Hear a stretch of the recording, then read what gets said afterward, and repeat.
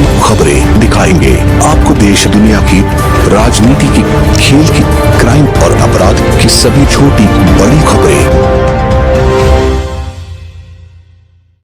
किसानों के प्रदर्शन का आज 14वां दिन बढ़ता जा रहा कारवां। जी हां, गोविंदगढ़ ललितपुर सिंगरौली रेल लाइन की मुश्किलें दिन प्रतिदिन बढ़ती ही जा रही हैं और किसानों का प्रदर्शन भी दिन प्रतिदिन बढ़ता ही जा रहा है। दूर दूर से जनप्रतिनिधि आ रहे हैं और सभी जनप्रतिनिधि किसानों की मांगों को जायज बताते हुए अपना समर्थन दे रहे हैं, जिसको लेकर किसानों का मनोबल भी बढ़ता जा रहा है। प्रदर्शन के आज 14वें दिन किसानों ने रेलवे की वादाखिलाफी को लेकर आज फिर से नारेबाजी की और शांतिपूर्ण अपना प्रदर्शन जारी रखा। इस दौरान कई किसान साथी व जनप्रतिनिधि शामिल हुए।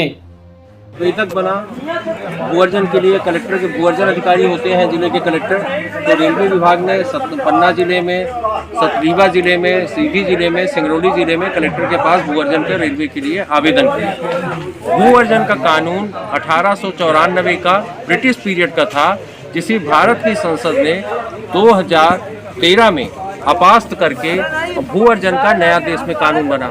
उस कानून का नाम है भूअर्जन पुनर्वास और पुनर्व्यवस्थापन में उचित प्रतिकर और पारदर्शिता का अधिकार अधिनियम लिखा हुआ। इसमें 4 भाग हैं। एक भाग आवेदक जो भूमि अधिग्रहण करना चाहता है, चाहे वो निजी एजेंसी हो या शासन की एजेंसी हो, वो भूअर्जन का आवेदक होता है और भूमि प्राप्त करना चाहता है।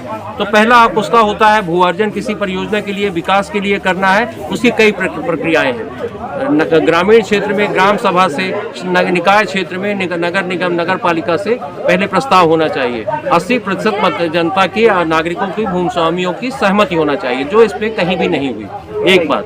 दूसरी बात, फिर इसमें बात आती है प्रतिकर का, उचित प्रतिकर पारदर्शिता के साथ। तीसरी बात आती है जो भूअर्जन से प्रभावित है, आश्रित है, भूअर्जन में जो भूमियां थी उनके जो स्वामी हैं, भूमि अर्जन के भूमि स्वामियों के आश्रित, मजदूर, आश्रित में सारे लोग आ जाते हैं। उनके पुनर्वास और पुनर्व्यवस्थापन की बात। इसमें सबसे बड़ा जो कपट हुआ है, जिसमें सबसे बड़ा फ्रॉड हुआ है कि भूअर्जन का जब अवार्ड पारित हुआ तो उसमें ही भूअर्जन अधिकारी जो कलेक्टर होते हैं, जो पीठासीन अधिकारी हुए, उनको पुनर्वास और पुनर्व्यवस्थापन की व्यवस्था कर देना चाहिए था अवार्ड में। इसमें पुनर्वास और पुनर्व्यवस्थापन की बात नहीं हुई, न रिहेबिलिटेशन हुआ, न रीसेटलमेंट हुआ। इसमें रिहेबिलिटेशन की बात भी है, रीसेटलमेंट की बात है। अब रिहेबिलिटेशन और रीसेटलमेंट क्या होता है कि हमारी संपत्तियां, हमारी भूमियां सदा सर्वदा के लिए पुस्त दर पुस्त के लिए चली गई। अब हम वंचित हो गए और जो योजना आई, रेलवे आया, उद्योग आया, वो भी सदा सर्वदा के लिए आ गया।